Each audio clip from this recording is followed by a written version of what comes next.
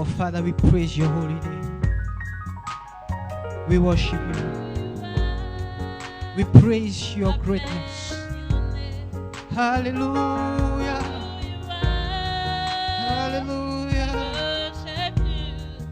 You are God all by yourself. Oh, you are God all by yourself. Oh Seigneur, quel Dieu extraordinaire tu es. Quel Dieu extraordinaire. Quel Dieu magnifique tu es. Quel Dieu extraordinaire tu es.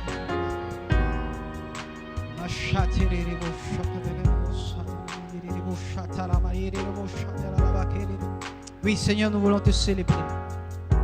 Nous voulons te magnifier. Nous voulons déclarer combien tu es extraordinaire pour nous.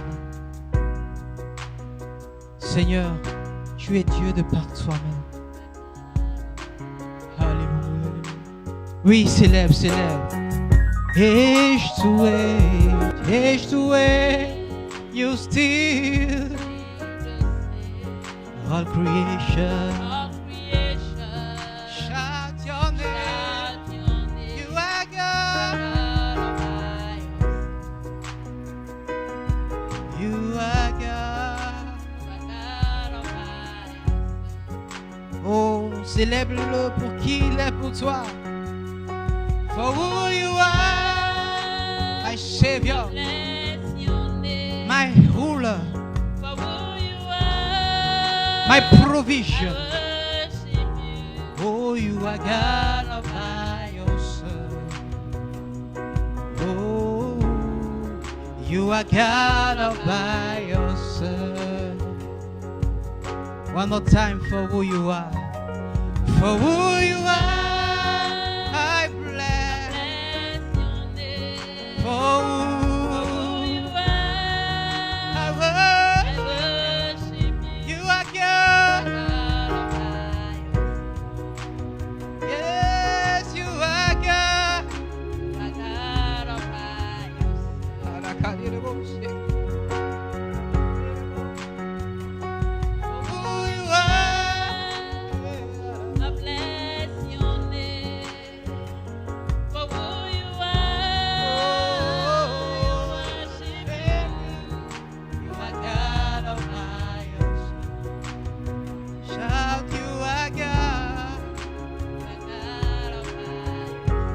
Can you say it louder?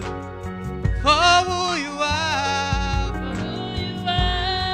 I bless your name. Say for who you are, I worship you. You are. Yes, you are God. Est-ce que tu peux commencer à déclarer qui il est pour toi là où tu es? Ton Seigneur, ton Sauveur, ta provision, ta santé, ta sagesse, ta justice, ta gloire.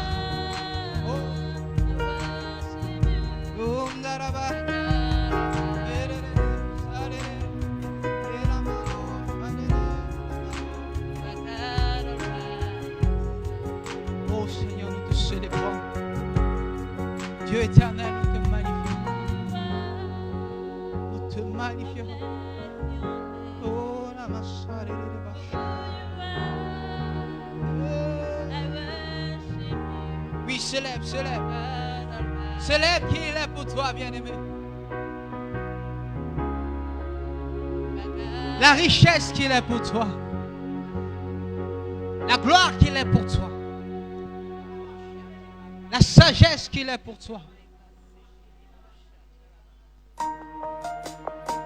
Il a été manifesté pour ta vie. Jésus. Continue de le célébrer et déclarer sa grandeur et déclarer sa magnificence.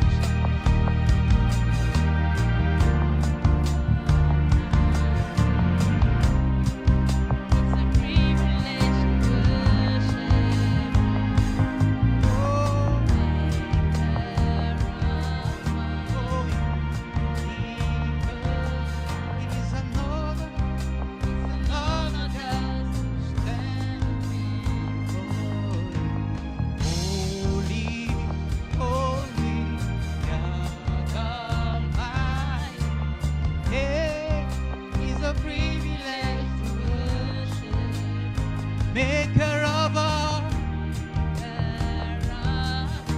the universe. Yeah, He's an honor just standing by you. With a grateful heart, I lift my hands to you, proclaiming that you reign. With a grateful heart, my hands proclaiming, yes, you reign. Say, great are you, Lord. Are you, Lord? Ready to be praised, ready. Father, great are you, Lord. Ready to be praised, ready to be praised. Father, you reign. Hallelujah. Hey. We worship you, you reign. Oh, sing holy, holy, holy, Lord God. It's a privilege, maker of all the universe. It's an honor.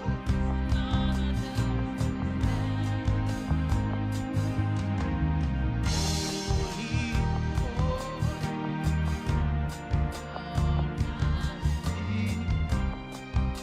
It's a privilege to worship you, maker of all universe. Hallelujah. The problem does stand before you. With a grateful heart, I lift my hands to you, proclaiming,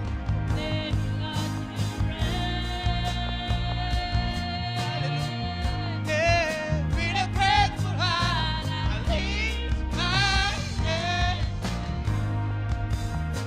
proclaiming, Lord, you reign.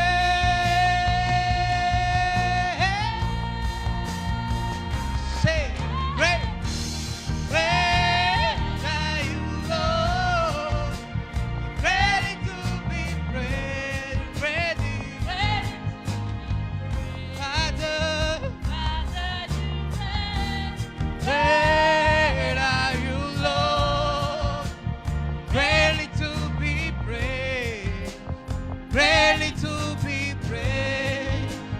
Father, you reign. You are so great. You are so great. Halabako.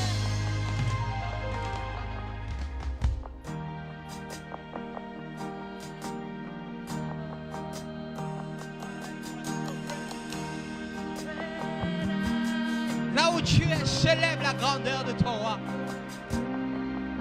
Et laisse la grandeur de Dieu se révéler à toi ce soir. Laisse le Seigneur se révéler à toi là où tu es.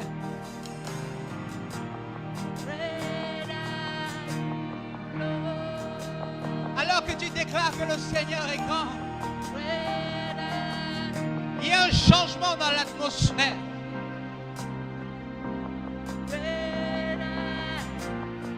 Oh, eh, Alléluia, Alléluia.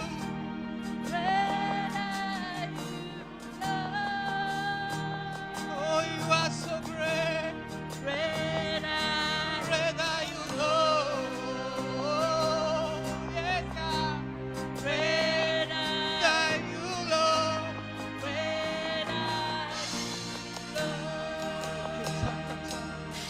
Oh, one more time. Great are you, Lord. Say great. Great, great, great God.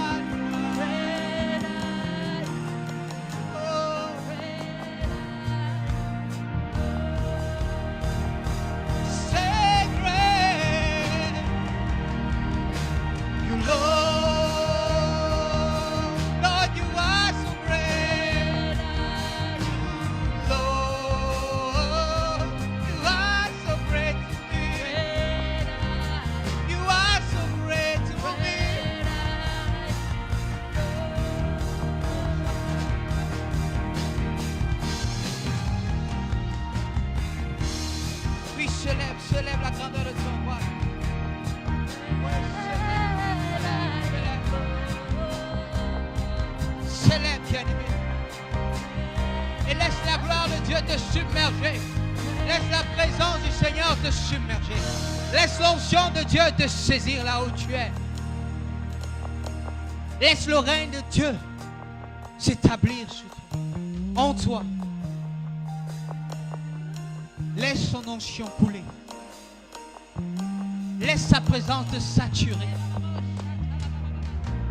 Alors que tu proclames le règne, peu importe l'infirmité, cela disparaît maintenant au nom de Jésus. Parce qu'il est grand, il est suffisamment riche.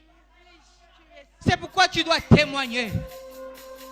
C'est pourquoi tu dois témoigner. C'est pourquoi tu vas témoigner. La bonté de ton Dieu. La bonté de ton roi.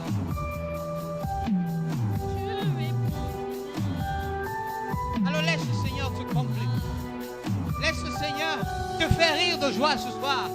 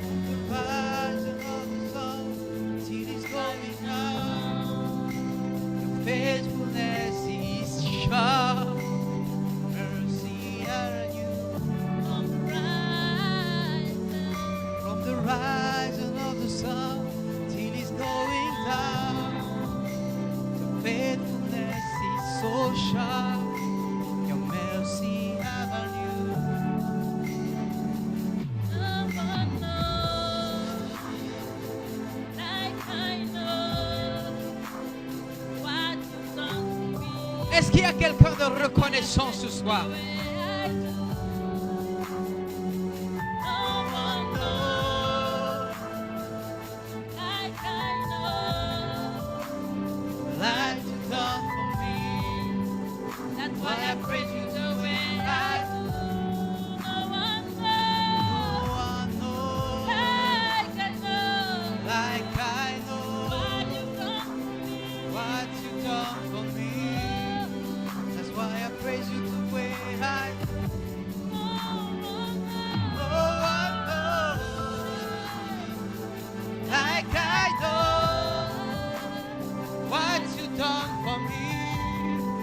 That's why I praise you the way I do.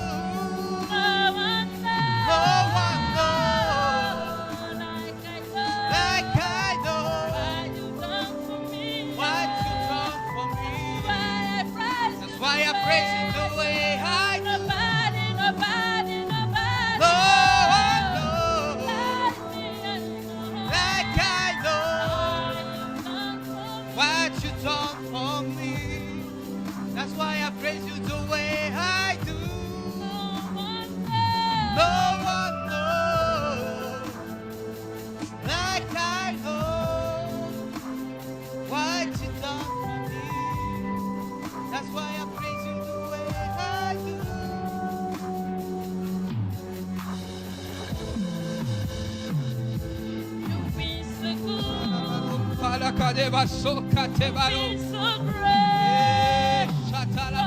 Every child.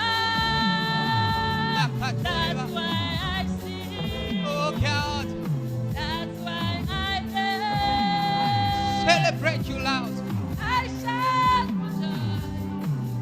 Oh, I'm grateful.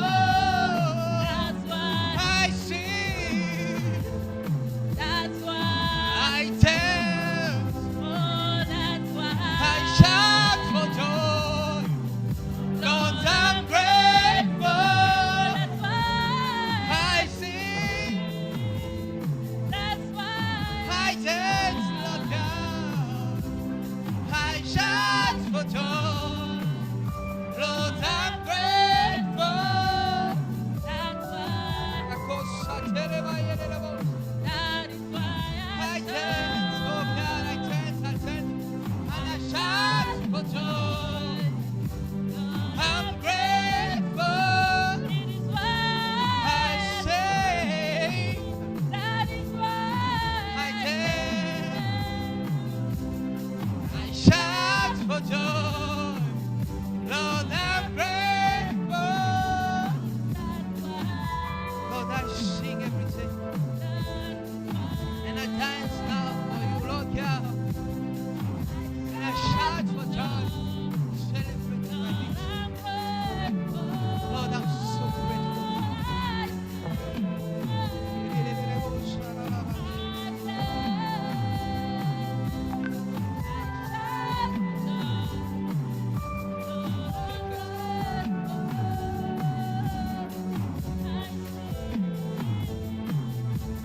Oui, danse là où tu es, célèbre ta victoire en Christ.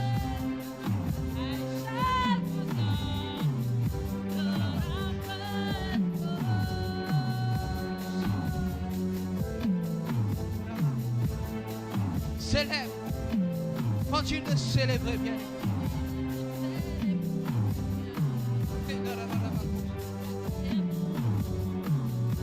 Nous célébrons. No one knows what's done for me. That's why I praise you. I praise you.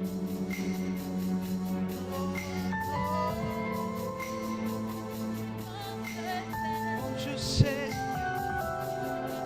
ce que tu fais, ce que tu as fait, ce que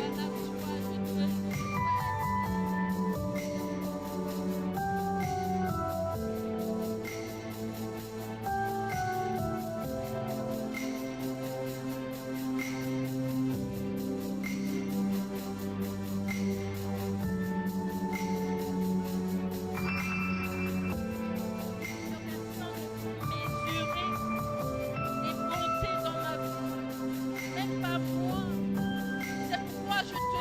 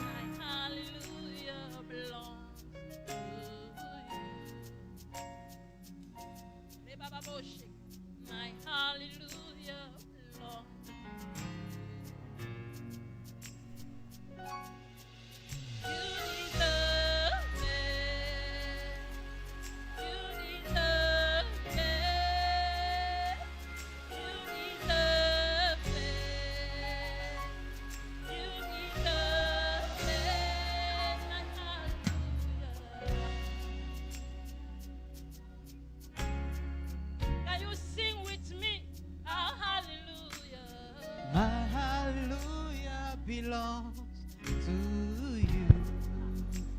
My hallelujah.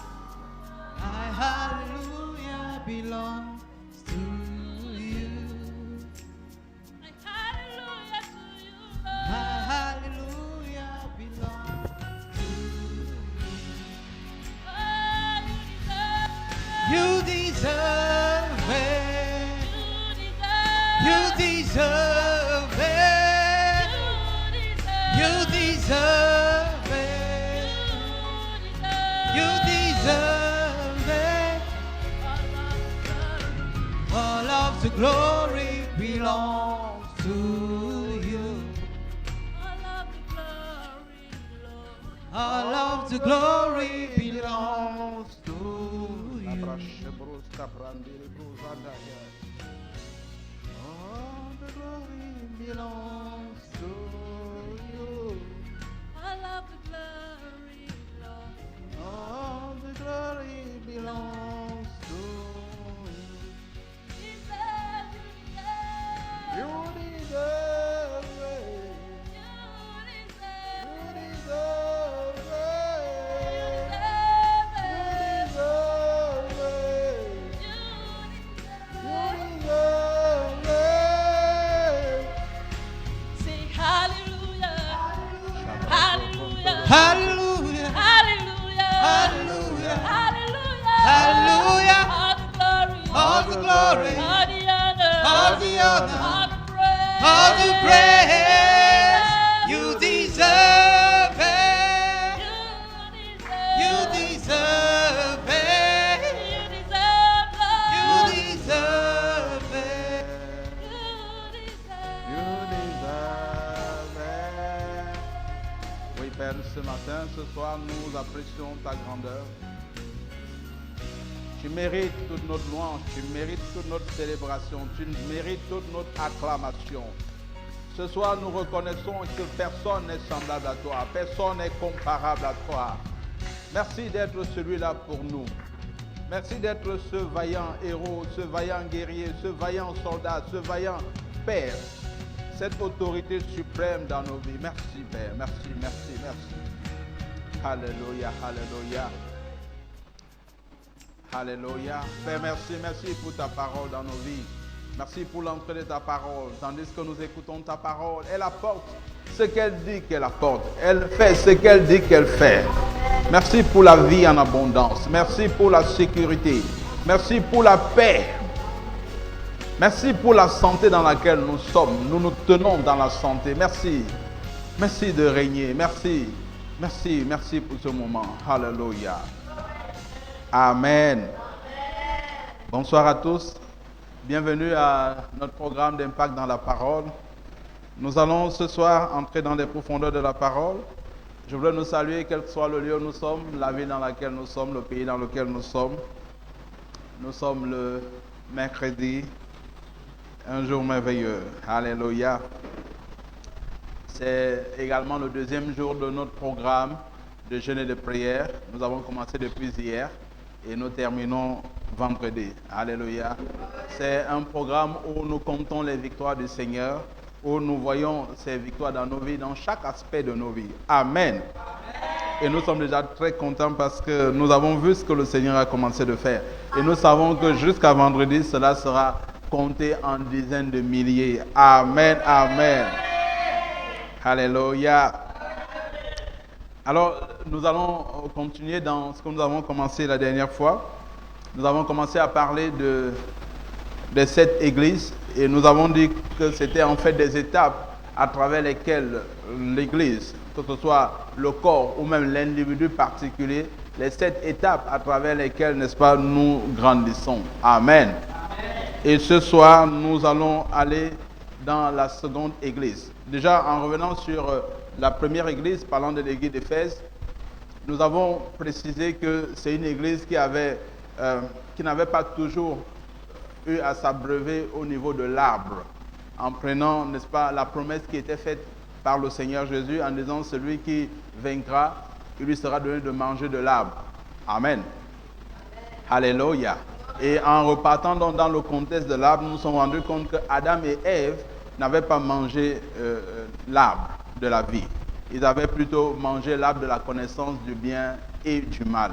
Alors, l'arbre de la connaissance du bien et du mal, si je dois revenir un temps soit peu là-dessus, l'arbre de la connaissance du bien et du mal apporte deux choses dans la vie d'un homme. Alléluia. Et deux choses contre lesquelles nous devons travailler. La première chose que l'arbre de la connaissance du bien et du mal apporte dans la vie d'un homme, c'est l'orgueil. Alléluia. À des moments, nous devons apprendre à ravaler nos paroles. Ça veut dire qu'à des moments, nous pouvons revenir sur des décisions que nous avons prises parce que nous sommes devenus humbles.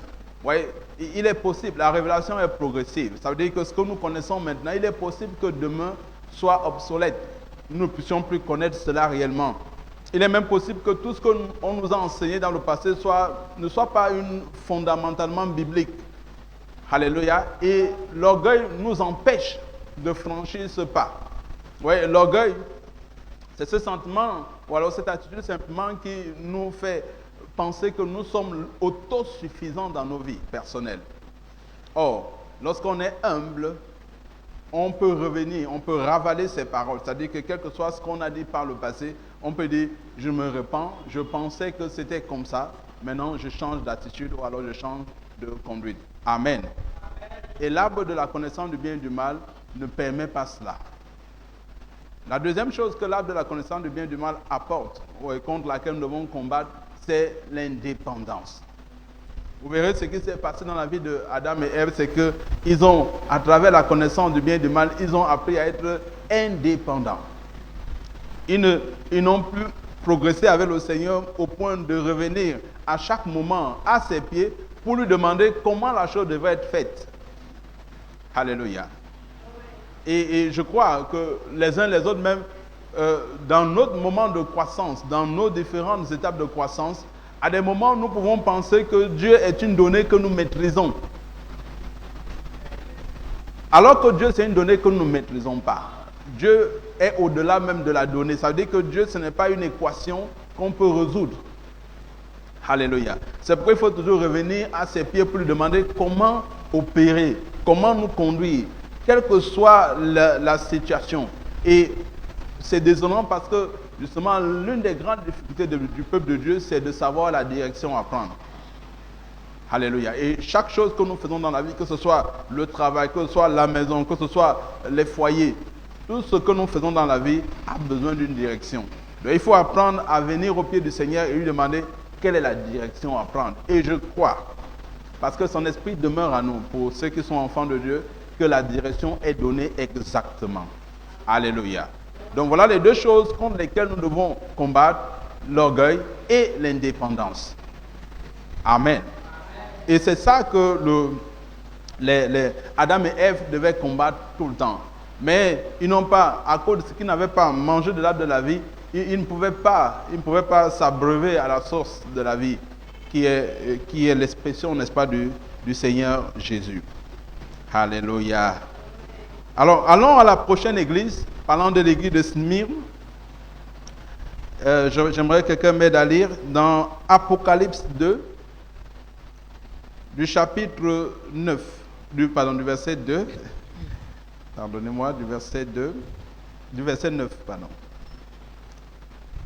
Apocalypse 2, à partir du verset 9. Oui. À partir du verset 8. Oui, le verset 8, merci. Écrit à l'ange de l'église de Smyrne. Voici ce que dit le premier et le dernier, celui qui était mort et qui est revenu à la vie. Je connais ta tribulation et ta pauvreté, bien que tu sois riche. Et les calomnies de la part de ceux qui se disent juifs et ne le sont pas, mais qui sont une synagogue de Satan. Ne crains pas ce que tu vas souffrir. Voici, le diable jettera quelques-uns de vous en prison, afin que vous soyez éprouvés, et vous aurez une tribulation de 10 jours. Sois fidèle jusqu'à la mort, je te donnerai la couronne de vie. Que celui qui a des oreilles entende ce que l'Esprit dit aux églises. Celui qui vaincra n'aura pas à souffrir la seconde mort. Amen. Amen. L'un des aspects que je nous ai demandé d'avoir pour maîtriser ce que Jésus dit à ces différentes églises, c'est notamment la promesse. La promesse qui est faite ici à l'église de Smyrne, c'est que le Seigneur lui dit, celui qui vaincra n'aura pas à souffrir la deuxième mort. Alléluia. parlant ici de la vie dans l'éternité. Vous savez, nous avons la vie éternelle, mais nous devons traverser le cap pour vivre dans l'éternité. Parce qu'il y a beaucoup qui peuvent recevoir la vie éternelle, mais après ils sont laissés, ils se retrouvent en enfer. Alléluia. Pourquoi? Parce qu'ils n'ont pas persévéré. Donc le but, c'est de garder la vie éternelle, qui est un style de vie jusqu'à la fin. Alléluia. Et Jésus donc dit à cette église de Smyrne, celui qui vaincra n'aura pas à souffrir la seconde mort. Ça veut dire que celui qui vaincra sera dans l'éternité. Amen. Alléluia. Alors, l'église de Smyrne, donc, c'est le symbole de ce qu'on appelle le renoncement. C'est le symbole du renoncement. C'est opposé à ce qu'on appelle le manque.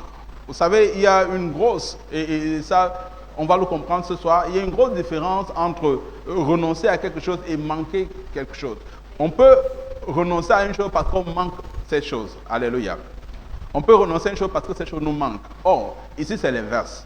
C'est que tu as la chose, mais tu renonces à elle. Et il y a beaucoup de nés de Dieu qui sont assez humbles, entre guillemets, sur, par exemple, la richesse, en disant qu'ils ont renoncé aux biens de ce monde. En fait, la véritable raison, c'est que les biens de ce monde leur manquent, parce qu'ils ne savent pas comment s'en accaparer. Alléluia. C'est des choses que nous avons en nous. Mais ça nous manque, pourquoi? Parce que nous ne savons pas les méthodes et les moyens d'amener ces réalités à être claires et évidentes dans nos vies. Alléluia. Alors, l'église de Smyrne, c'est pourquoi quand vous voyez le descriptif que le Seigneur lui fait, c'est qu'il dit, c'est une église, je connais ta pauvreté, quoique tu sois riche. Ça veut dire que cette église n'était pas pauvre de manière naturelle, de manière essentielle. Mais elle avait renoncé à la richesse pour avoir la pauvreté de Dieu. Pas dans le sens de ce qu'elle n'avait pas les moyens. Ok? Mais c'est qu'elle ne faisait pas cas des moyens qu'elle avait. Ça, c'est la grande différence. Et c'est ici également que nous comprenons dans la notion de ce qu'on appelle l'épreuve. J'aimerais ici donner une bonne compréhension de l'épreuve pour chacun d'entre nous. Parce que l'église de Smyrne, c'est le modèle du renoncement à travers l'épreuve. Rappelez-vous, le Seigneur Jésus lui a promis qu'elle doit souffrir et qu'elle aurait une tribulation de 10 jours. Nous allons comprendre par la suite ce que signifie 10. Mais cette église avait donc le sens du renoncement, de s'abandonner pour s'accaparer le Seigneur simplement. Alléluia. Et voyez, on doit donc avoir une grande différence entre l'épreuve de l'ancienne création et ce qu'on appelle l'épreuve de la nouvelle création. Dans l'ancienne création, et c'est là où beaucoup font la confusion entre ce que Job a souffert et ce que nous souffrons aujourd'hui. Job, le genre de souffrance, le genre d'épreuve que Job a eu, Dieu n'a pas besoin de nous la faire passer. Même si pendant que nous sommes dans l'histoire de Job, nous nous rendons compte que c'est vraiment Job lui-même qui a eu le désir de souffrir ces choses. Mais nous, en tant que nés de Dieu, nous ne devons pas souffrir de la manière que Job a souffert. Pourquoi? Parce que dans le sens de l'épreuve, chez beaucoup, on voit l'épreuve comme étant le moyen par lequel nous démontrons à Dieu que nous l'aimons. Et c'est faux. Alléluia. L'épreuve n'est pas le moyen par lequel nous démontrons notre amour à Dieu. Ou alors notre amour pour Dieu. Non, ce n'est pas ça l'épreuve. Alléluia. Il faudrait qu'on comprenne bien. Dieu n'a pas besoin que tu lui démontres que tu l'aimes. Ou alors Dieu n'a pas besoin que tu démontres que ta nature est bonne. L'épreuve est le simple moyen par lequel tu démontres la gloire de Dieu. Alléluia. C'est le seul moyen par lequel tu démontres la gloire de Dieu. Et cela est visible dans 1 Pierre 2. J'aimerais qu'on le lise rapidement. Vous voyez, on n'a pas besoin de démontrer à Dieu que notre nature est bonne. La Bible dit que nous sommes une nouvelle création. Et dans Ephésiens 2, le verset 10, la Bible dit que nous sommes son ouvrage, ayant été créés en Jésus pour des œuvres bonnes. Donc il n'y a pas quelque chose que tu puisses démontrer pour montrer à Dieu que c'est bon. Il t'a déjà créé bon. Alléluia. Dieu t'a déjà créé en Jésus pour de bonnes œuvres. Ça veut dire qu'il n'y a rien que tu puisses faire dans tes épreuves pour montrer à Dieu que tu es bon. Donc l'épreuve n'a rien à faire avec Dieu. L'épreuve a à faire avec toi et avec le monde. Que les autres voient C'est pourquoi j'ai dit c'est la manifestation de la gloire de Dieu, l'expression de la gloire de Dieu. Parce que les autres doivent voir la gloire de Dieu et elle doit donc s'exprimer en toi. C'est pourquoi Dieu n'a rien à faire avec l'épreuve. Alléluia. Donc ne pensons pas que Dieu nous fait passer par... C'est vrai que peut-être on va me parler de Jacques 1, verset 12, qui dit que, sachant que l'épreuve je crois il dit la tentation, et puis que la tentation produira, je crois, la couronne de vie. Non, c'est pas ça. Il faut bien comprendre le contexte de Jacques. Alléluia. Jacques avait un mélange entre la loi et la grâce. Ça veut dire qu'il faut bien comprendre l'évangile dans les épîtres de Jacques. Donc l'épreuve a pour but simplement de manifester la gloire de Dieu pour soi et pour les autres. Donc Dieu n'a pas besoin de te passer par l'épreuve pour que tu lui montres que tu l'aimes. Alléluia. Puisque la nature que tu as, il a déjà testé avant en Jésus. Et il a trouvé qu'elle était bonne. C'est Ephésiens 2, verset 10. Ayant été créé en Jésus pour des bonnes œuvres. C'est-à-dire que rien de ce que tu feras ne va étonner Dieu dans le sens de si c'est bon ou si c'est parfait. Non. Maintenant, c'est par rapport à toi. Est-ce que tu vas accepter cela pour démontrer cela autour de toi? Et c'est ce que nous voyons dans 1 Pierre 2, le verset 9. Est-ce que nous pouvons y aller, s'il vous plaît? 1 Pierre 2, le verset 9, oui. 1 Pierre 2, le verset 9. Et dans Jean 2, le verset 11. Vous, au contraire, vous êtes une race élue, un sacerdoce royal, une nation sainte, un peuple acquis, afin que vous annonciez les vertus de celui qui vous a appelé des ténèbres à son admirable lumière.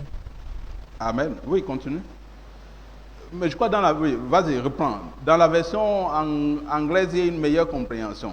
Alléluia. Mais vas-y, reprends. 1 Pierre 2, verset 9. 1 Pierre 2, verset 9. Oui. Vous, au contraire, vous êtes une race élue, un sacerdoce royal, oui, une nation sainte, un peuple acquis, afin que vous annonciez les vertus de celui qui vous a appelé des ténèbres à son admirable lumière. Continue. Vous qui autrefois n'étiez pas un peuple et qui maintenant êtes le peuple de Dieu. Il y a une autre version où on parle de pour démontrer sa gloire.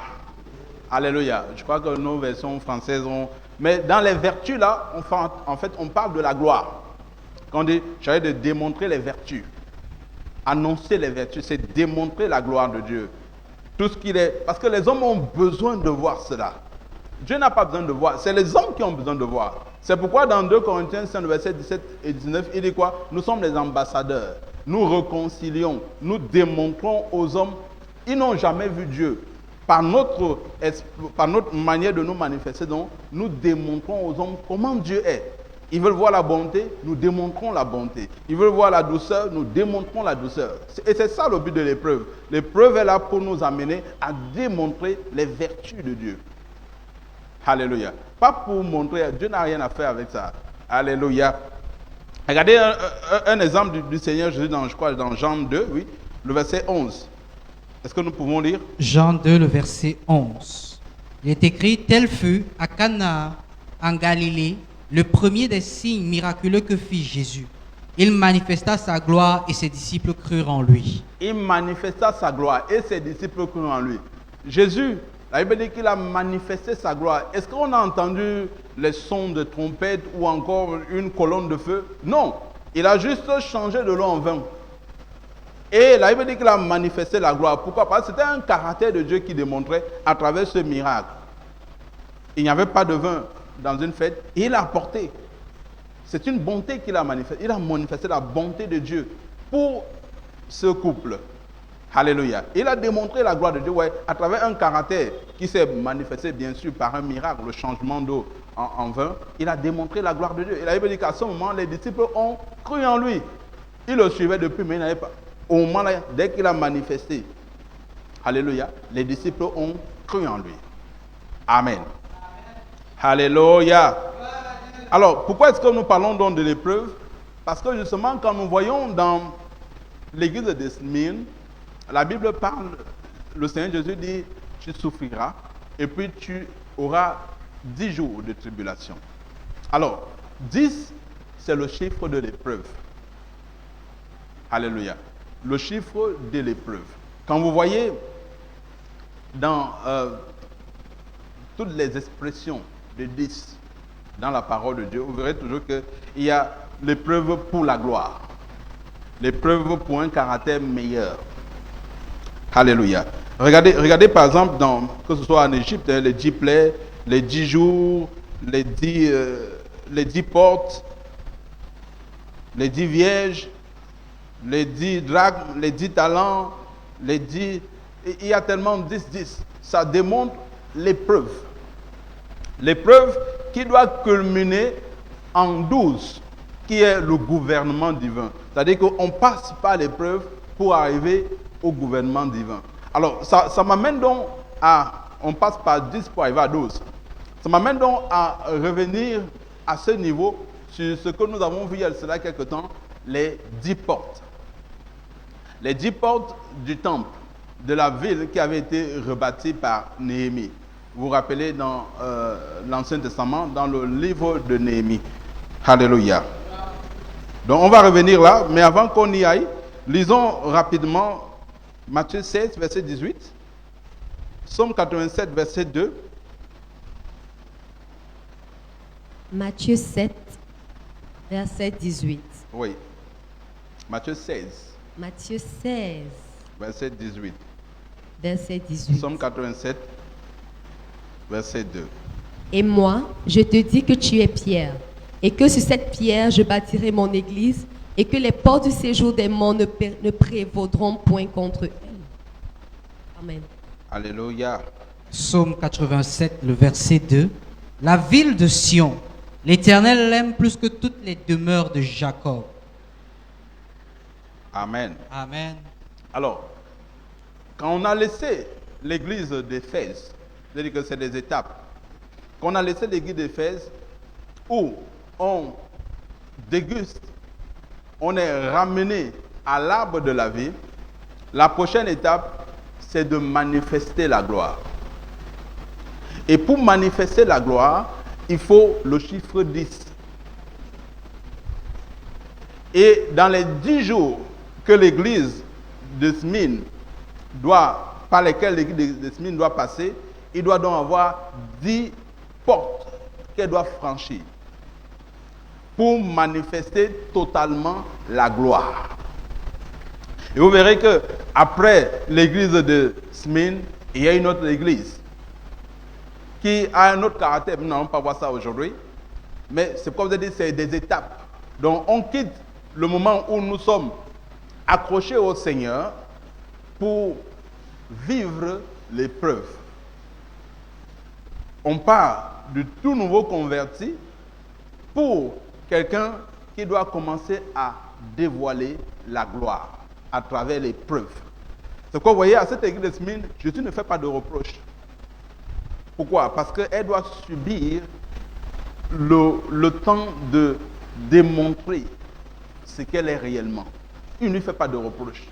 Mais aux autres églises, par la suite, sauf à l'église de Philadelphie, il va faire des reproches. Mais à l'église de Smyrne et à l'église de Philadelphie, il ne fait pas de reproches. Mais aux autres églises, il fait des reproches. Alléluia. Donc, quand il parle de l'église de Smyrne, il dit, elle doit démontrer la gloire. Alléluia.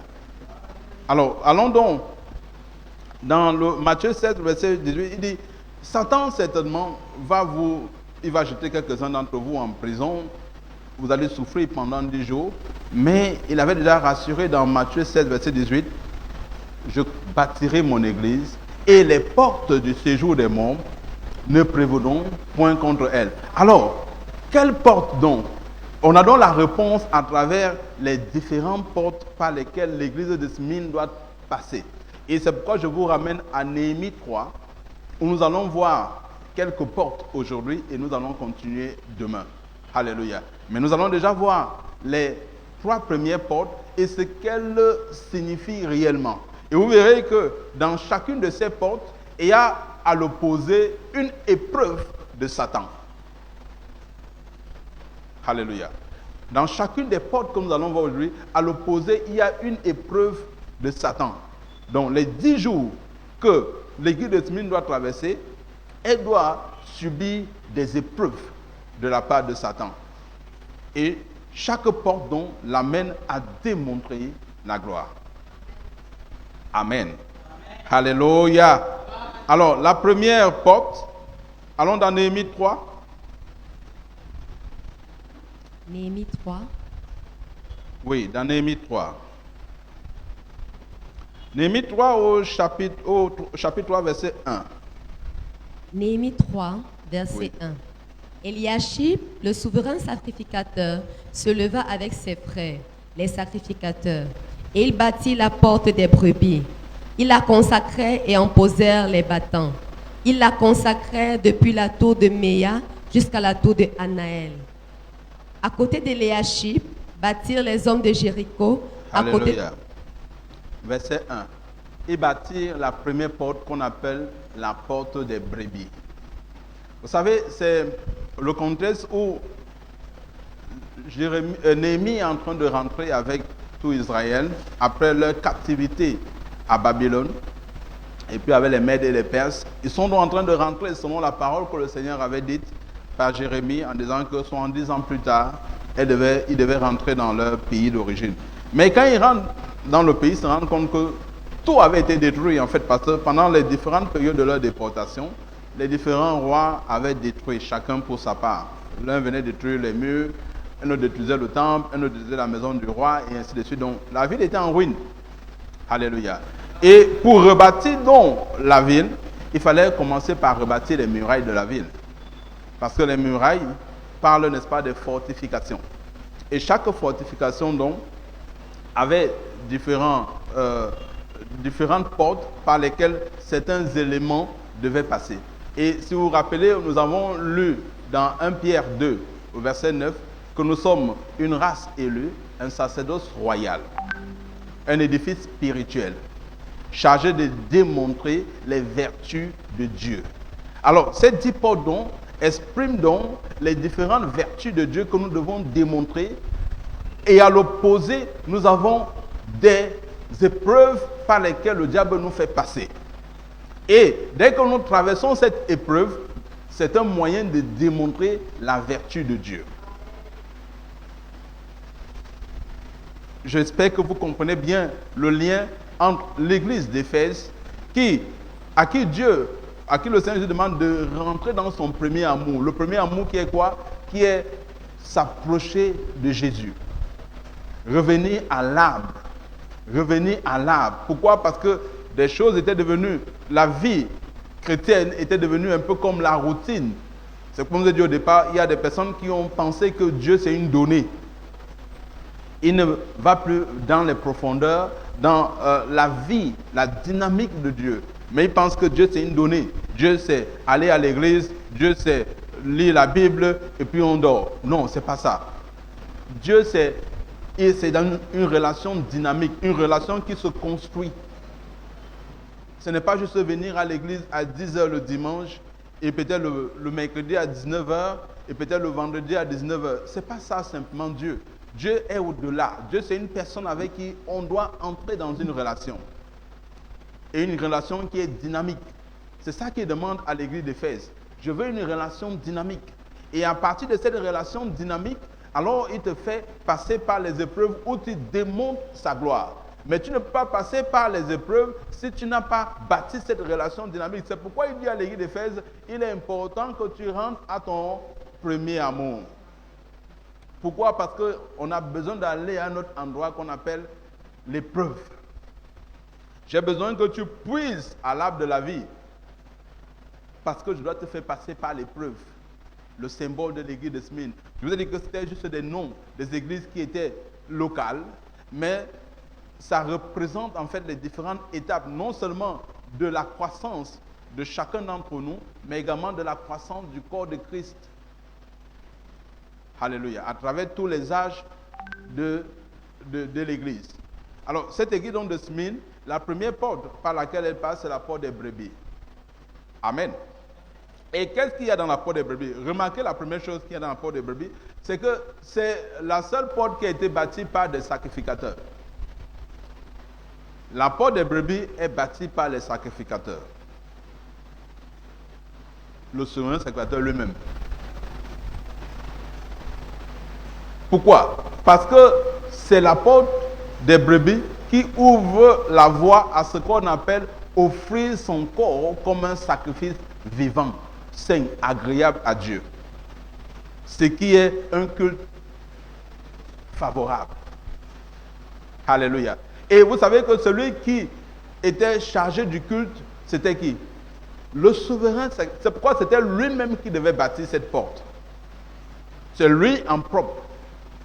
Pourquoi? Parce qu'il n'y a pas d'autre sacrificateur qui soit capable d'offrir quelque chose de meilleur si ce n'est le souverain lui-même. C'est lui qui est choisi par Dieu et c'est lui qui doit s'approcher. C'est pourquoi ici ça parle de quoi? Ça parle du fait que lorsque nous venons dans la maison de Dieu, nous avons dépassé l'église d'Éphèse, nous arrivons maintenant et nous devons être une brebis du Seigneur. Et qui parle de brebis ici, parle de suivre le Seigneur. Vous savez que la brebis suit le berger. Ça parle de suivre le Seigneur. C'est pourquoi nous avons dans Romains 12, et la manière de suivre le Seigneur, c'est quoi? C'est en offrant son corps comme un sacrifice vivant, saint, agréable à Dieu. Pourquoi? Parce que c'est ce sacrifice-là qui met sur l'autel. Alléluia. Amen. C'est ce sacrifice qui met sur l'autel. Le deuxième élément, le troisième élément, parce que le premier c'est quoi? C'est que c'est la porte qui est bâtie par le sacrificateur. Le deuxième élément c'est quoi? C'est que c'est une offrande en termes de sacrifice. Alléluia.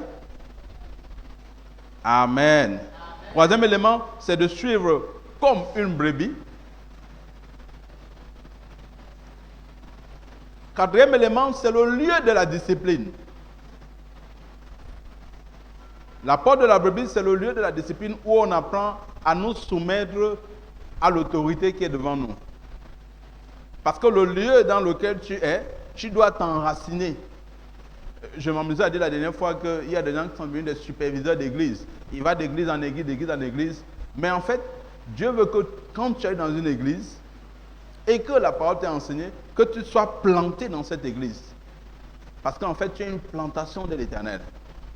Tu es un arbre qui doit devenir une forêt. Et vous n'avez jamais vu un arbre qui devient une forêt et même qui réussit à pousser dans les airs. Donc il faut un endroit où vous êtes planté et vous êtes capable de porter du fruit. Et l'endroit où vous êtes, c'est choisi par Dieu. C'est pourquoi vous donnez toute votre énergie pour être fidèle à cet endroit où vous écoutez la parole de Dieu. Je sais qu'il y a des endroits où la parole de Dieu n'est pas évidente. Mais là, la Bible nous donne le choix de sortir et d'aller dans un endroit où la parole de Dieu est enseignée clairement. Et surtout si vous savez que cette parole vous fait grandir. Alléluia. Mais quand vous y êtes déjà, restez-y. Peu importe ce qui se passe autour. Alléluia. Et vous verrez, c'est à ce niveau que je veux vous montrer aussi l'épreuve de Satan. Par laquelle il fait passer. Parce que vous avez dit, chaque porte démontre une épreuve de Satan. Alléluia. Et en revenant également sur le psaume 23 que je n'ai pas cité, mais je voulais maintenant le citer. Le psaume 23 dit quoi? Beaucoup aiment dire, l'Éternel mon berger, je ne manquerai de rien. C'est évident. Quand quelqu'un passe par une difficulté financière, il commence à citer ce passage. Mais vous verrez également que dans le même passage, notamment verset 4, il dit que sa houlette et son bâton me rassurent. C'est-à-dire qu'en fait, il faut déjà être une brebis et qui est capable d'encaisser les coups. Parce que lorsqu'une brebis veut changer de route, ce qu'elle reçoit, ce n'est pas une parole. Au-delà de la parole, elle peut recevoir un coup de bâton sur la côte. C'est-à-dire qu'il est possible que là où vous soyez, même que le pasteur vous gronde tout le temps. Ça ne fait pas de vous des super brebis qui allaient prendre notre chemin. Alléluia. Amen. Alléluia, alléluia. La prochaine étape, c'est justement la porte de la brebis nous donne d'être un véritable citoyen de Sion. Contrairement aux chiens. Vous voyez que la première porte, ce n'est pas la porte des chiens. Ce n'est pas la porte des lions. Ce n'est pas la porte des crocodiles. C'est la porte des brebis. C'est par là qu'on entre. C'est la première porte. Notez cela. Ce n'est pas la porte. Donc, quand vous venez dans le Seigneur, vous n'êtes pas un lion. Vous ne venez pas dominer. Vous n'êtes pas un chien. Dans Apocalypse 22, la Bible dit, Jésus dit, dehors les chiens. Pourquoi? Les chiens ne sont pas invités dans la maison. Ce n'est pas la porte des chiens, c'est la porte des brebis. Contrairement aux chiens. Alléluia. Alléluia. Parce que le chien dans la maison est celui qui est ami quand on lui donne à manger, mais quand il n'a pas à manger, il est capable de tuer le fils. Alléluia. Amen. La deuxième porte. Alors ici, l'épreuve du diable, c'est quoi? À votre avis? Puisque cela parle de la soumission, cela parle d'être planté en un endroit, cela parle de se laisser modeler, écouler par le berger. Alors, l'opposition de l'ennemi, son épreuve ici, c'est quoi? C'est l'indépendance. Il développe ce qu'on appelle l'indépendance. Alléluia. Sa principale épreuve au niveau de la porte de la brebis, parce que la brebis suit. Et je crois que nous avons vu ici une fois ensemble, nous avons dit, la brebis, généralement, les brebis marchent à la queue leu. Ça veut dire que l'une suit le postérieur de l'autre. Quel que soit ce qui sort de son postérieur, elle doit suivre le postérieur. Alléluia. Et les brebis n'ont pas de toilette où elles vont s'arrêter pour faire leurs besoins. C'est-à-dire que quand elles marchent, elles laissent des fessées tout le long de la route.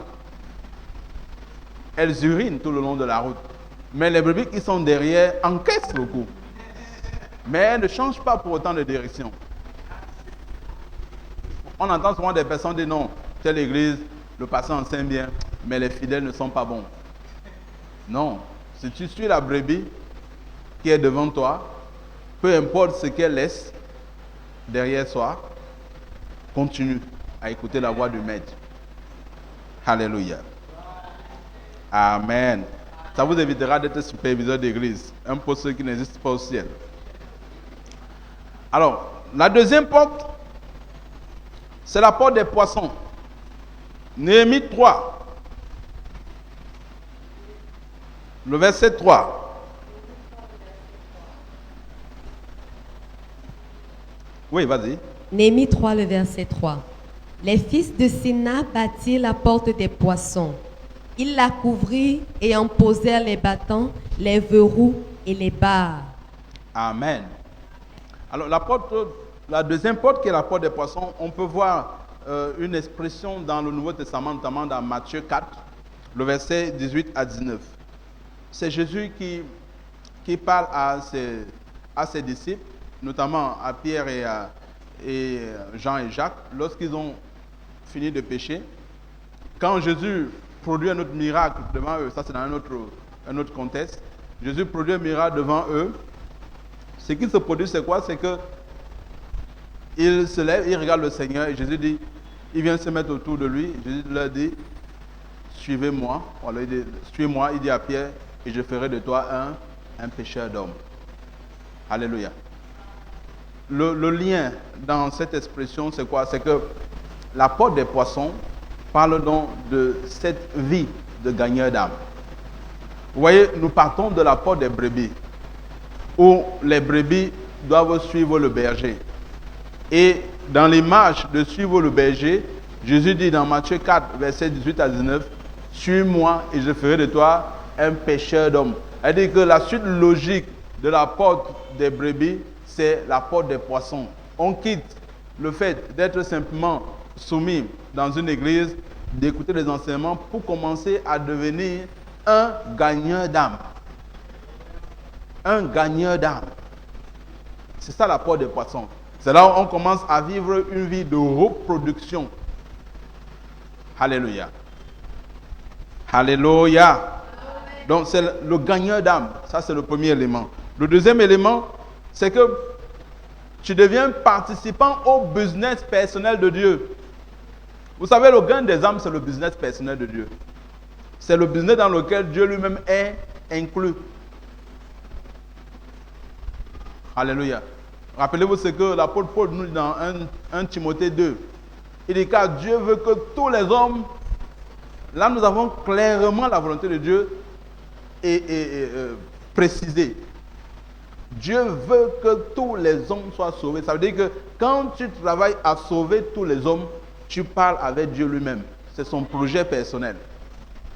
Alléluia. Je ne dis pas que prier n'est pas son projet personnel ou encore louer, mais je dis la Bible nous a précisé que véritablement, gagner les hommes, gagner les perdus est le projet personnel. Et c'est pourquoi Jésus ne pouvait pas s'amuser avec ce projet-là. En partant dans Matthieu 28, qu'est-ce qu'il dit? Allez et faites de toutes les... Pourquoi? Il dit, dans cette affaire-là, mon Père est lui-même dedans. Donc je ne peux pas partir sans vous donner la recommandation de mon Père personnellement. Moi-même quand je venais, c'était pour ça que je suis venu. Et quand je pars, je vous demande de continuer la même chose, parce que c'est ça son business. En fait, quand nous sommes sauvés, pourquoi est-ce que nous ne mourrons pas directement? C'est parce que nous devons sauver les âmes. Donc il nous garde là pour son business personnel. Et on ne va pas lui en vouloir, dire Seigneur, non, comment tu... C'est ça. C'est lui qui précise ce qui est bon, ce qui n'est pas bon. Donc il a dit son business personnel, c'est gagner les âmes. Si ça ne te chante pas, ça ne te chante pas. Mais c'est son business personnel. Alléluia. Donc nous devons gagner les âmes au maximum. Et comme disait le deuxième point, donc, c'est que nous sommes introduits dans le business personnel de Dieu. Alléluia. Le troisième point, c'est que nous nous séparons de la multitude. Vous verrez que dans la maison de Dieu, très peu gagnent les âmes. Je ne dis pas que très peu évangélisent. Mais je dis très peu gagnent les âmes. Et vous savez pourquoi très peu gagnent les âmes? Parce que très peu sont des brebis. Jésus a dit, suis-moi et je ferai de toi un gagneur d'âme, un pécheur d'homme. C'est-à-dire que si tu ne suis pas, tu peux être un pécheur d'homme. Donc si toi dans ta vie, tu te rends compte que tu n'es pas un gagneur d'âme, vois bien, c'est que tu n'es pas en train de suivre le berger. Parce que quand on suit le berger, on a un gagneur d'âme. Lui, c'était le gagneur d'âme par excellence.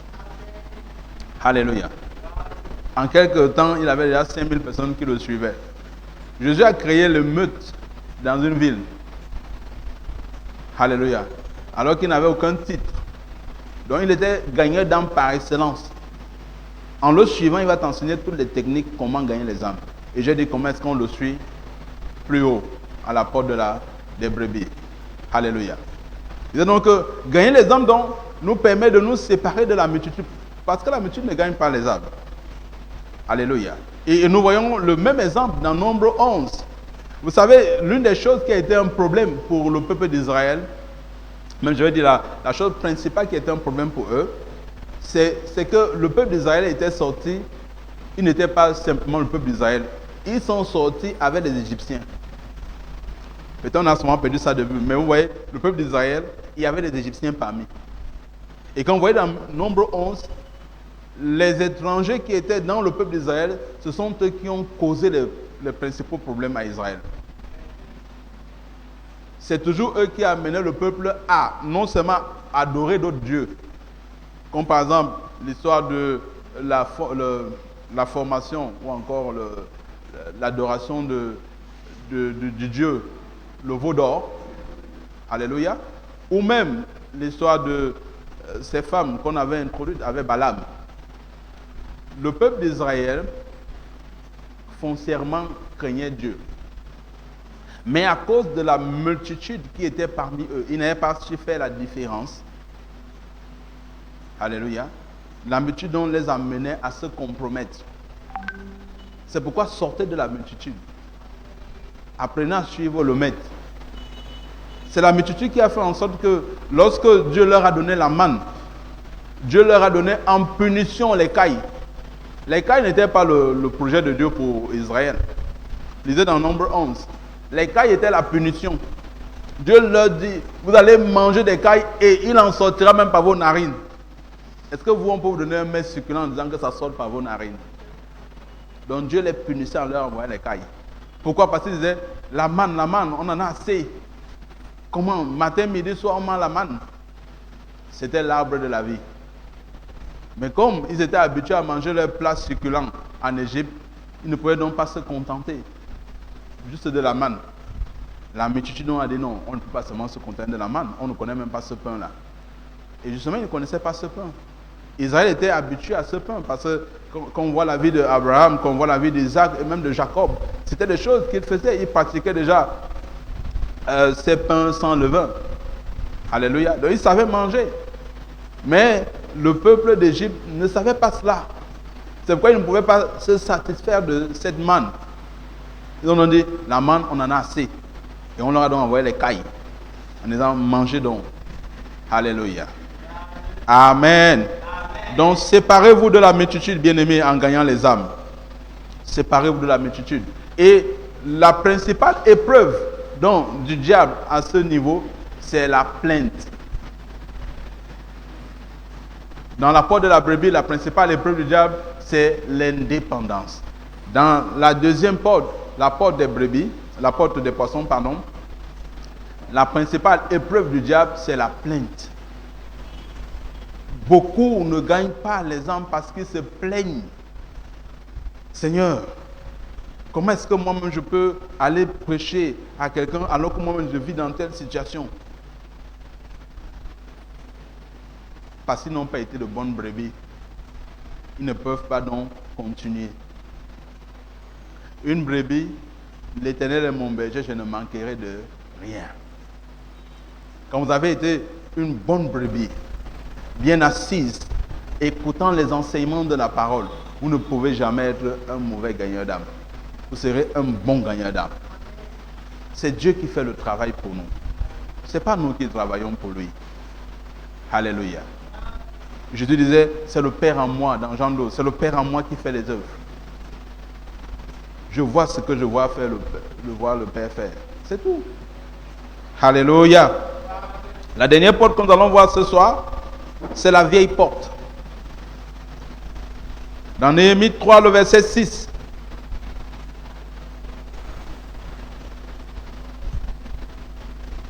Néhémie 3, le verset 6. Jojada, fils de Passéach, et Meshulam, fils de Bézodia, réparèrent la vieille porte. Ils la couvrirent et en posèrent les battants, les verrous et les barres. Amen. Alléluia. Amen. Il réparait la vieille porte. Proverbe 22, le verset 28 à 29. Proverbe 22, le verset 28 à 29. Ne déplace pas la borne ancienne que tes pères ont posée. Si tu vois un homme habile dans son ouvrage, il se tient auprès des rois. Il ne se tient pas auprès des gens obscurs. Amen. Ne déplace pas la borne ancienne que tes pères ont placée. Ici, ça parle de quoi? La vieille porte parle de la fondation des doctrines chrétiennes. C'est à ce niveau qu'on a la fondation des doctrines chrétiennes. Vous voyez, on est parti des brebis, on est allé au gagneur d'âme, maintenant on arrive au niveau de celui qu'on appelle le suiveur. Il ne suffit pas simplement de gagner les âmes, mais de les fonder dans la parole du Seigneur. Alléluia. C'est ça la vieille porte. C'est également le lieu de l'apprentissage et de la formation. Paul disait à Timothée, ce que tu as entendu de moi en présence de beaucoup de témoins, confie-le à d'autres qui soient capables, eux à leur tour, de le confier à d'autres. Et c'est ainsi qu'on établit des générations. C'est ce qu'on appelle le discipolat. La porte, la vieille porte, c'est la discipline, le discipolat. Alléluia. Amen. C'est aussi, un dernier point, c'est la porte de la fondation pour les progrès. Beaucoup de nés de Dieu rencontrent des problèmes dans leur vie spirituelle parce qu'ils n'ont pas les fondations doctrinales chrétiennes. Ils n'ont pas les fondations de la doctrine chrétienne. Ça veut dire qu'ils ne connaissent pas ce que c'est que le baptême. Quel est son impact? Dans Hébreux 6, le verset 3, on a ce qu'on appelle les doctrines fondamentales de la vie chrétienne. Le baptême, la foi en Dieu, le renoncement aux œuvres mortes, les jugements, la résurrection des morts, Alléluia. Quoi, il y en a, peut-être j'ai oublié là. Est-ce qu'on peut rapidement, pour ceux qui nous écoutent, on lit cela rapidement. Hébreux 6, le verset 1 à 3. Hébreux 6, à partir du verset 1 jusqu'au verset 3. C'est pourquoi, laissant les éléments de la parole de Christ, tendant à ce qui est parfait, sans poser de nouveau le fondement du renoncement aux œuvres mortes, Le renoncement aux morts, oui. de la foi en Dieu, La foi, de la doctrine des baptêmes, les baptêmes, de l'imposition des mains, l'imposition des mains, de la résurrection des la morts résurrection des morts et du jugement et le éternel. jugement éternel. Si vous ne connaissez pas ces doctrines fondamentales, vous avez besoin de les connaître. Pour avoir des progrès évidents dans la parole de Dieu, vous devez être bâti. Personne ne peut élever 4 étages, 5 étages, 6 niveaux, 7, 10, si sa fondation n'est pas faite par rapport. Or, la Bible nous a posé ces 6 fondations comme étant des fondations solides pour la maison de Dieu. Et au-delà maintenant, nous pouvons construire tout. Alléluia. C'est-à-dire que vous voyez, sur les semences par exemple, ce n'est pas mentionné là. Nous pouvons bâtir sur les semences rien qu'après qu'on ait posé les 6 fondations. Alléluia. Et beaucoup, comme je disais, ne connaissent pas justement des progrès dans leur vie chrétienne parce qu'ils ne sont pas fondés. Même vous-même qui êtes dans la maison de Dieu depuis longtemps, pour moi, constamment je le fais, je vais relire les notes que moi-même je vous ai enseignées. Pourquoi? Parce que vous avez dit que Dieu n'est pas une donnée. Dieu n'est pas quelque chose qu'on a maîtrisé. C'est pourquoi la révélation est progressive. Vous-même, même si vous enseignez, vous avez besoin de repartir et de vous renourrir. Et il y a des choses que vous rencontrez dans la vie parce que vous avez peut-être oublié ce que c'est que la foi en Dieu. Des choses que vous faites, vous rencontrez parce que vous avez oublié ce que le baptême exige et apporte dans votre vie. Il y a des réalités auxquelles vous faites face parce que peut-être vous ne connaissez pas ce qu'on appelle l'imposition des mains. Allez voir votre leader pour dire, s'il te plaît, impose-moi les mains. Alléluia. Et si vous avez perdu de vue l'importance de ces 6 doctrines, vous pouvez rester stagnant au même endroit pendant longtemps. Alléluia.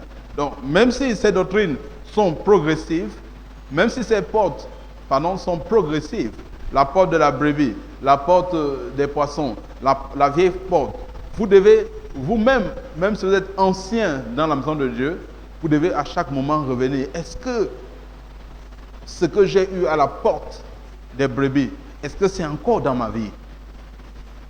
Est-ce que pour moi, aller à l'église est devenu quelque chose de routinier? Est-ce que j'ai encore la soif d'écouter Dieu le matin? Ou alors est-ce que je cours simplement vers mon business? Est-ce que j'ai encore la soif de rester attentif à ce que Dieu dit? Même si j'ai mes projets personnels, je dis que ce n'est pas bien d'avoir des projets personnels. C'est d'avoir des projets en Dieu.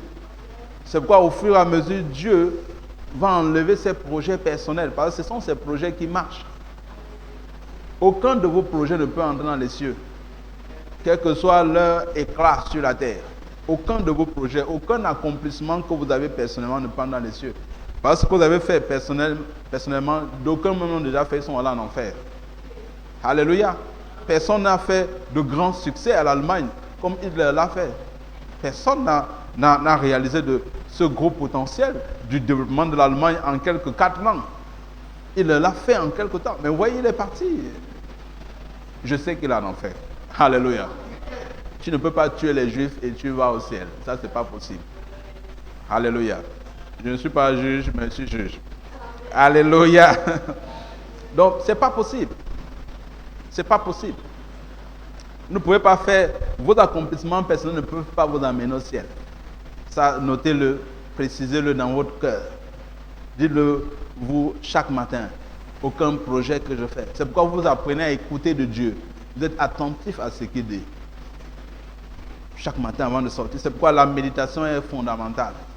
Qu'est-ce que Dieu me dit ce matin? Même si j'ai écouté ce qu'il m'a dit hier soir. Peut-être il veut me donner une précision ce matin. Et c'est pourquoi Dieu disait de David que David était l'homme selon son cœur. Pas parce que David était plus chaste que Saül. Alléluia. Remarquez Saül. Saül n'a pas commis les bêtises comme David. La seule bêtise que Saül a commise, c'est qu'il a simplement manqué d'écouter Dieu. Saül n'a pas tué Uri. Alléluia. Saül n'a pas tué Uri. David a tué Uri. Il a pris sa femme. C'est pourquoi même la Bible mentionne Bathsheba, la femme d'Uri. On n'a jamais accepté que ce soit la femme de Saül, de David. On dit la femme d'Uri. Donc même au ciel, c'était écrit que c'était la femme d'Uri. Alléluia. Uri l'Héthien qui était un vaillant soldat de David.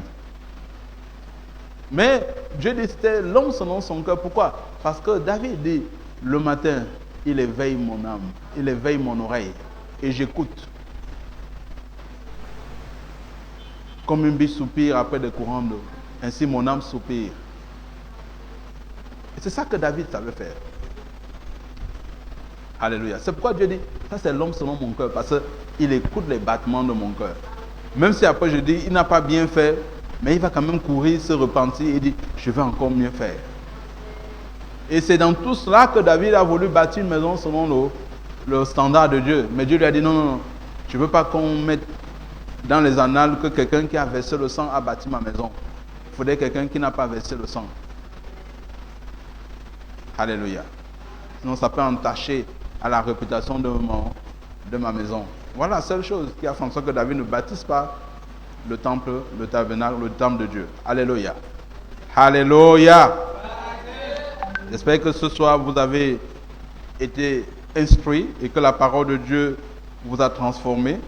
Alléluia. Mais ici, je n'ai pas parlé de l'opposition et l'épreuve de Satan dans la vieille porte. Alors ici, l'épreuve de Satan, c'est l'inconsistance.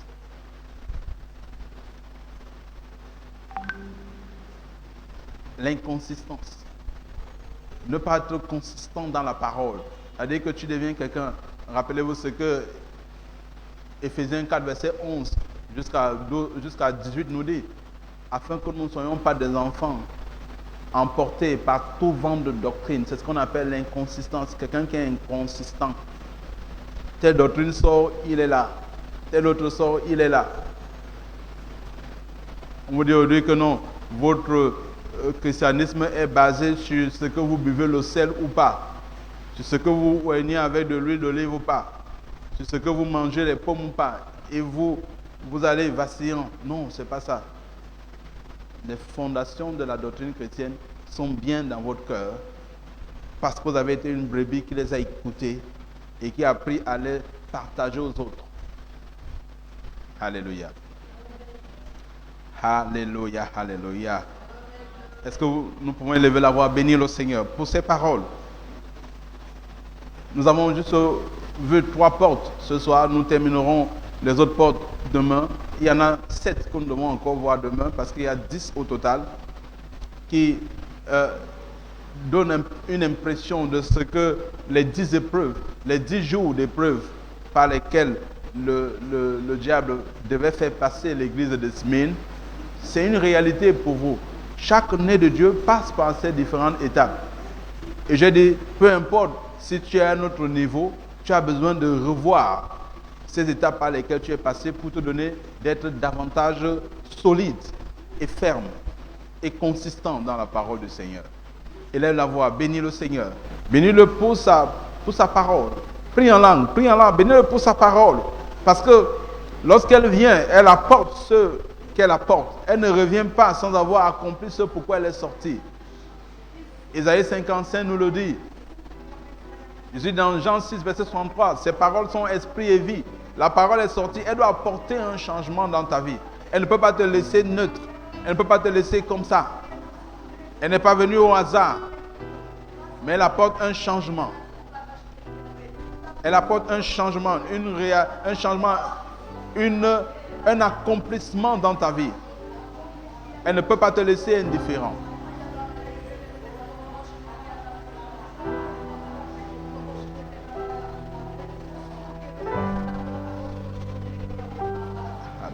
Alléluia, alléluia.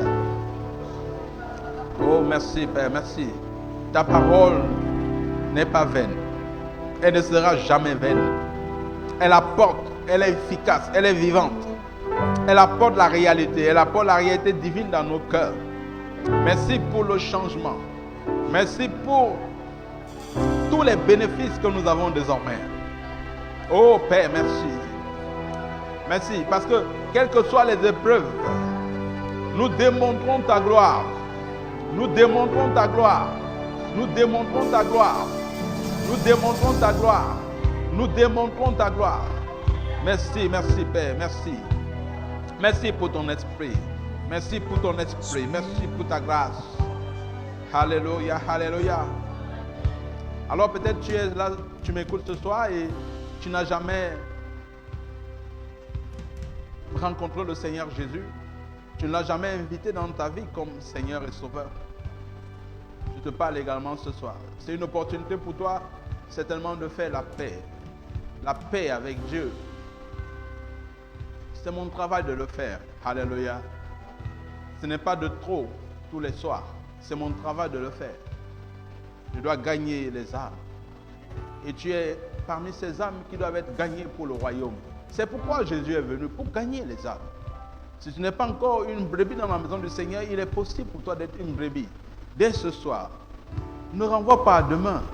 Ne renvoie pas à la minute d'après. Maintenant, c'est ici le moment. Maintenant, c'est le temps.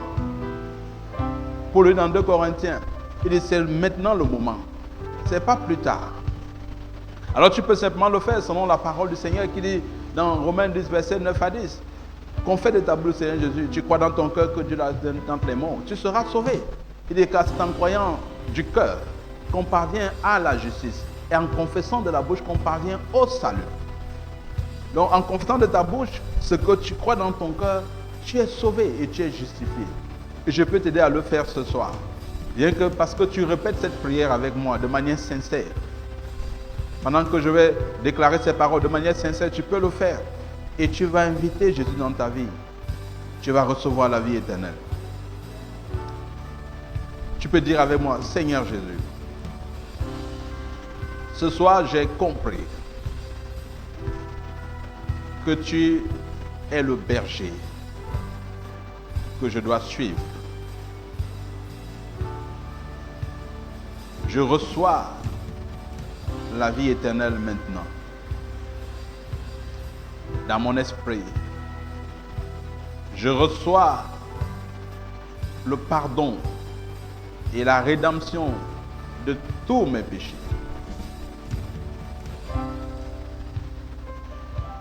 Je suis une nouvelle création. Je suis enfant de Dieu. Je suis passé de la mort à la vie. Des ténèbres à la lumière. Et désormais, j'ai l'héritage avec les sanctifiés. Et mon nom est écrit dans le livre de vie. Merci Jésus pour ce don gratuit de ta vie. Amen. Si tu as répété ces paroles de manière sincère, que tu aies compris ou pas, si tu as répété ces paroles de manière sincère, tu es devenu un enfant de Dieu. Tu es devenu une enfant de Dieu. Et nous sommes là pour grandir, faire grandir les uns les autres dans la connaissance de notre Seigneur Jésus. Alors certainement il y a des numéros qui apparaissent devant ton écran, toi qui nous écoutes sur les réseaux sociaux. Ou alors si simplement tu ne nous vois pas mais tu nous écoutes, il y a une personne qui t'a envoyé le lien, qui t'a permis d'être en contact avec nous ce soir. Eh bien tu peux simplement faire signe à cette personne juste après ou envoyer simplement un message ou un message WhatsApp ou même GSM. Tu peux juste même appeler à ces différents numéros qui apparaissent devant ton écran. Tu peux nous appeler et nous t'aiderons à grandir avec le Seigneur. C'est important et c'est capital. J'ai entamé ce soir la progression à travers les portes. Et tu as vu que c'est important de grandir dans la maison du Seigneur. Donc, Je sais qu'il y a beaucoup, j'ai les témoignages que beaucoup reçoivent le Seigneur Jésus parce que beaucoup nous écoutent. Alors, je ne voudrais pas que tu restes silencieux quand tu as reçu le Seigneur Jésus dans ta vie comme Seigneur et Sauveur. Mais fais-nous signe et nous t'aiderons. Nous sommes là pour toi. Nous t'aiderons à grandir avec le Seigneur. N'aie pas peur. Si nous avons pu te donner la vie à travers la confession du Seigneur Jésus, nous ne pouvons pas donner la mort. Alléluia. Donc sois confiant. Aie confiance en Dieu. Aie confiance en Dieu. Et joins-nous et nous t'aiderons à grandir avec le Seigneur. Alléluia. Mais je vais également prier pour toi. Père, merci pour cet homme, merci pour cette femme. Merci pour ce jeune homme, cette jeune fille. Pour ceux-ci qui ont donné la vie à Jésus. Ceux-ci qui t'ont reçu comme Seigneur et Sauveur Jésus. Je prie pour chacun d'entre eux, afin qu'ils soient préservés des hommes pervers et méchants, qu'ils soient préservés de ceux qui n'ont pas la foi. Je prie que ta parole porte du fruit, parce qu'elle a trouvé une terre fertile. Oui, leur terre, leurs cœurs sont des terres fertiles. Ils ne renoncent pas, mais ils continuent jusqu'à la fin. Merci pour ta grâce, pour le don de l'Esprit de Dieu dans leur vie. Merci pour l'expérience qu'ils ont maintenant. Oh Père, parce que cette expérience est particulière ce soir dans leur vie. Elle est particulière. Ils n'oublient plus jamais. Tu te rends manifeste pour eux. Amen. Alléluia. Nous sommes dans le service et comme nous sommes dans la maison du Seigneur, il est bon également d'apporter les offrandes. Les mêmes numéros sont aussi des numéros pour les transactions mobiles. Tu peux envoyer ton offrande ou simplement tu peux mettre, alléluia, tu peux mettre dans une enveloppe et donner à la personne qui t'a permis d'être en contact avec nous et tu es sûr que cela nous parviendra et parviendra dans la maison du Seigneur. Amen. Et je sais que Dieu qui donne au-delà de ce à quoi nous pensons, Dieu qui donne la semence au semeur, pourvoira davantage à tous tes besoins. Amen, amen. Alléluia. Père, merci pour ces semences. Je bénis chaque semence. Je déclare que ta puissance est active dans chaque semence. Et elle porte du fruit au plus du centuple au nom de Jésus. Amen. Alors pour tous ceux qui nous écoutent sur les réseaux sociaux, nous nous retrouvons demain à la même heure. Demain jeudi, nous continuerons sur cet enseignement fondamental de notre croissance dans la maison du Seigneur à travers les marches de l'église de Smyrne. Shalom, shalom, nous sommes bénis et nous sommes prospères. Alléluia. Reste connecté sur nos programmes, par tous les moyens, par tous les canaux que nous avons et nous sommes sûrs que tu grandis avec le Seigneur. Shalom, shalom, nous sommes bénis. Amen.